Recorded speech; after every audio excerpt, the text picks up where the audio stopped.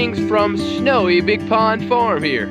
We're pretty excited that we got some nice fluffy snow. We got about 5 inches or so of snow yesterday, and we were pretty pumped, and we got to play into that. That'll be on our upcoming vlog. You get to see the fun that we had in the snow. But just the other day, there was no snow on the ground at all. And we were pretty busy getting some microgreens started, as well as starting some seed that are gonna go in this caterpillar tunnel right back here. So that's what we're gonna see in this vlog. Check it out. Any of you who live on a farm and homestead know that there's work to be done even when it's cold outside. It's been cold around here, but thankfully it's warmer than it was. But we're kind of back to somewhat of what our normal temperatures are for this time of year. But it's winter and it's still cold outside. But things still have to be done. Some of the things that we have to do today include feeding animals, just like we have to do every day. But we also, since we're running a market garden, there's things that we have to do to get crops ready for the spring, when we're shooting for having crops ready for our customers in March. So today we're going to be starting some new plants.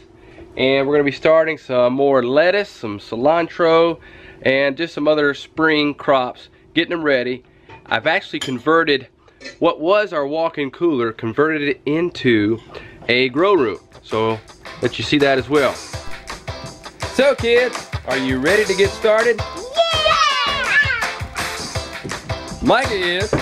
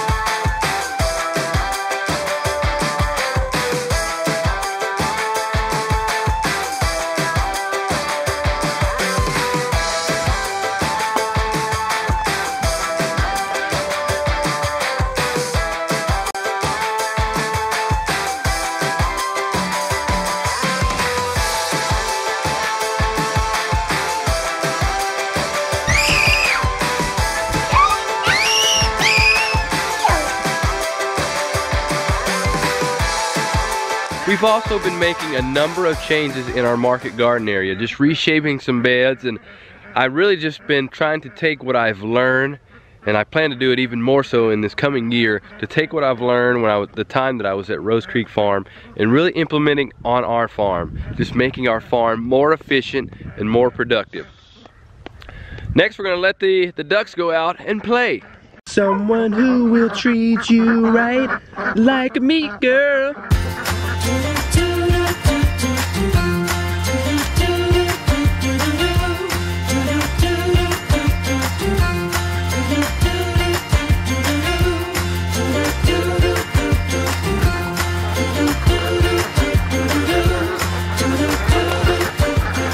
And since the pond has been frozen, I can tell that they are very happy to get back on the water on a regular basis, or in the water I should say, not on the water as they were when it was frozen. And I also forgot to mention that we're letting the chickens out to roam around a little bit too.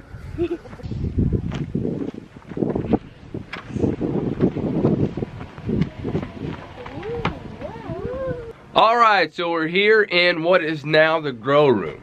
It used to be the walk-in cooler, but one of the things that I learned is when we set this up and started using it after a while, especially in July and August, it was really hard to keep it cool, even with the cool bot. One of the mistakes that I made is putting it in a location that gets a lot of sun. So if you're going to set up your own and build your own walk-in cooler, and even if you're setting up a pre-existing cooler, it needs to be out of the sun, somewhere in the shade. So I plan to buy more of a commercial grade walk-in cooler soon. See what happens with that. But here's some things that we are growing in here, and we have been growing microgreens. But here's also some Salanova lettuce and some green salad bowl lettuce that we have growing here. So one of the projects for this coming week is to just expand this area, make it larger. Today what we're going to do is we're going to be getting 4 more trays set up here to be growing some more lettuce and cilantro, but we're also going to start some microgreens. Here in the next day or two, I'm going to be building some more shelves with some lights down here below, so that way I can have some more area for my microgreens. Currently, I've been selling microgreens to our normal customers, just random customers, as well as some restaurant customers, like one of our favorite restaurants in our downtown Concord area, Local 25. A great resource that I found from a referral that I got from a gentleman that I met at the Curtis Stone Workshop. His name is Jared Justice at Windrock Farm. He was telling me where he finds a great deal on buying microgreen seeds. Yes, I'd been getting it from Johnny's, but the place that he referred me to purchase seed from is called Todd's Seeds. And the prices that they have at Todd Seeds on microgreens is 1/3 to 1/2 of what they cost at Johnny's Seeds. Also, I've talked to Jared Justice, and we are planning to collaborate with him, and we plan to have him on our vlog very soon, so stay tuned for that. But right now, we're going to be getting some trays ready and getting some greens, some more greens growing. Let's get it started.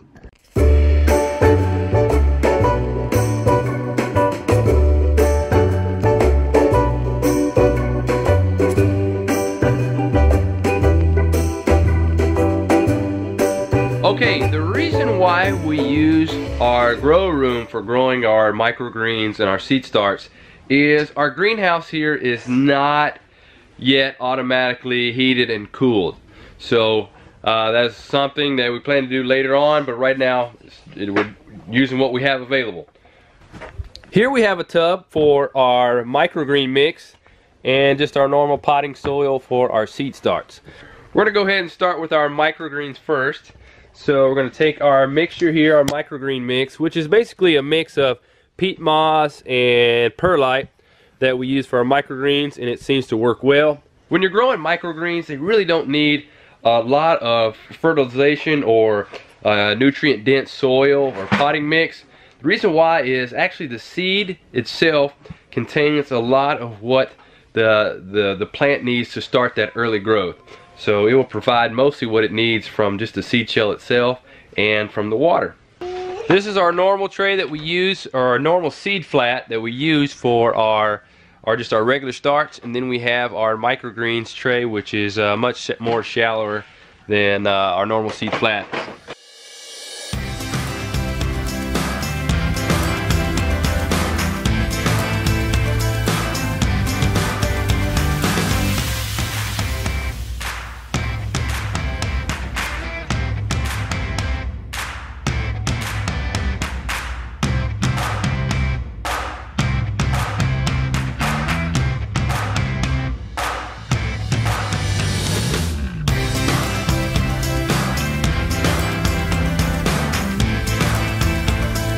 Okay, the next step is to water the microgreen mix that we just put in our microgreen flats here, our shallow flats.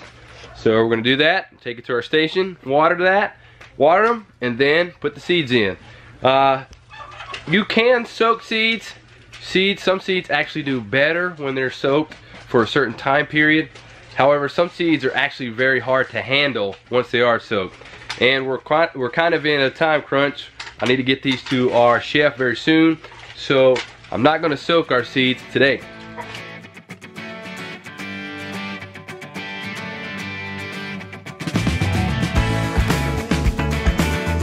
I forgot to mention that these trays that we're using for the microgreens are actually shallow trays with holes in them. So there's not a big concern about adding too much water to them, especially here at this first stage. The water will just kind of seep out, but I do want it the soil mix here to be really saturated, so that it will really help the seeds germinate well. We're going to let these trays sit here for just a little bit longer, and we're going to go ahead and start our other seeds. And for our plant starts, we're going to use these deeper trays that I was just telling you about earlier. We're going to fill those up with our potting mix. Sailor, if you can go ahead and get the potting mix pulled out and ready.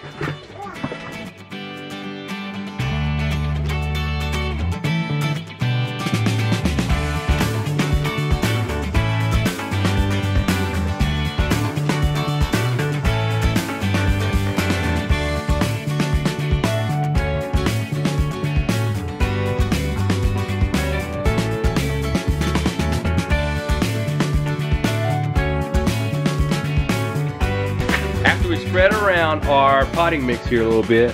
One of the things that I like to do, you go Sailor, do that. One of the things that I like to do is I like to take a separate tray, and I'll just take this and I'll press down on it. That way it'll really kind of press the soil in without overworking. Okay, just like that. So now you pretty much have your trays ready to add the seeds in, and that's what we're gonna do next.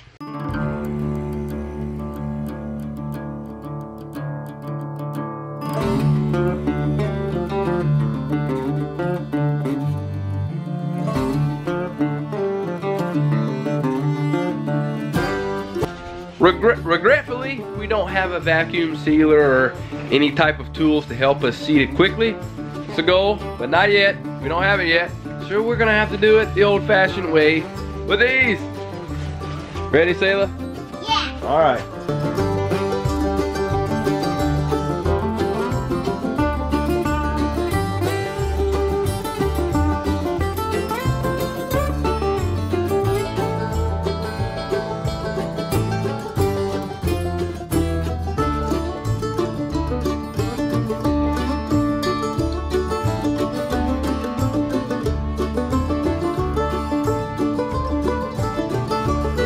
I forgot to mention that our soil that we're using here, our potting mix we're using here, was already wet to begin with, somewhat wet.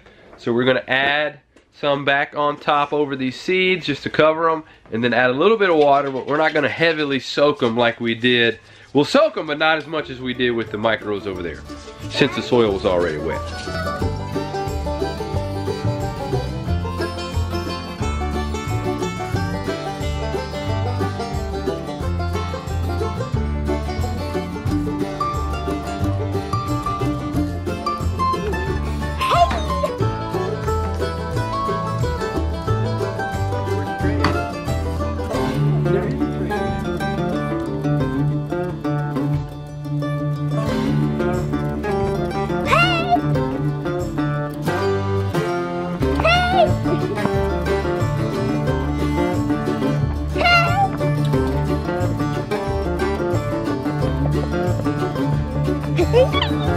Okay, next what we're going to do is we're just going to go ahead and spread out our microgreen seeds here.